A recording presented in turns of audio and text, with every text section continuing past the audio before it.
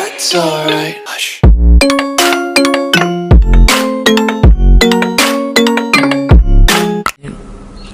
दिवाली मनाते हैं।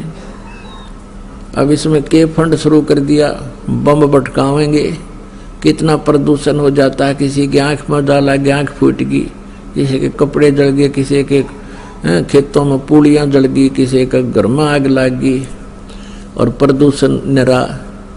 और सारी रात बड़ा है बड़ कोई मरीज है, बीमार है, उसने वो परेशानी रहे। ये कोई खुशी का तरीका है?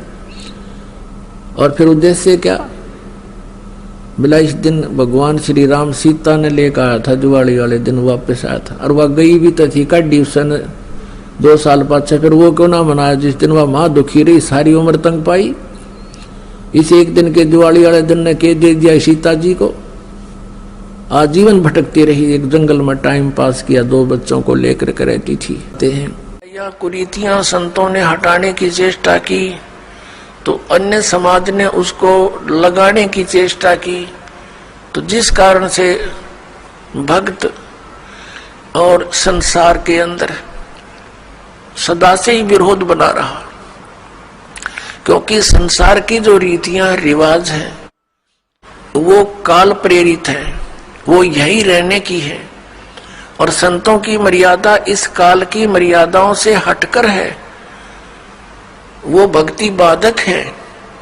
इसलिए अन्य समाज के लोग कहते हैं देखो इन्होंने तो माता ढोकनी भी छोड़ दी, इन्होंने तो बाबा श्याम जी भी नहीं पूज रहे हैं, ये तो ऐसे भी नहीं कर रहे हैं, ये तो दिवाली भी नहीं मना रहे हैं, ये कैसे हो गए हैं, इन तो बट्ठा बैठा दिया। एक भक्त बतावा था, कहने लगा जी आज 10 वर्ष हो गए हमने कोई त्योहार नहीं मना लिया। नाम लिया था उसने उस दिन, फिर वो अपने दुख गिनावा था। कह रहा था जी हमने 10 वर्ष हो गए हमारा त्योहार नहीं मन लिया, ना होली, ना दिवाली, ना तीज, ना कोई अन्य। क्या कारण? कि हमारा परिवार है, कभी तो हमारे घर में कोई खुद जवान भाई की मृत्यु हो जाती है, 1 वर्ष उसकी चिंता पूरी होती है, तब तक दूसरा कोई रिश्तेदार निकट में, जैसे बहन का पति मर गया, फिर त्योहार मने नहीं, फिर कोई बिल्कुल साथ में का केताऊ का मर गया जवान, फिर ऐसे फिर लड़का मर गया। 10 वर्ष हो गए हमने त्योहार नहीं मना लिया।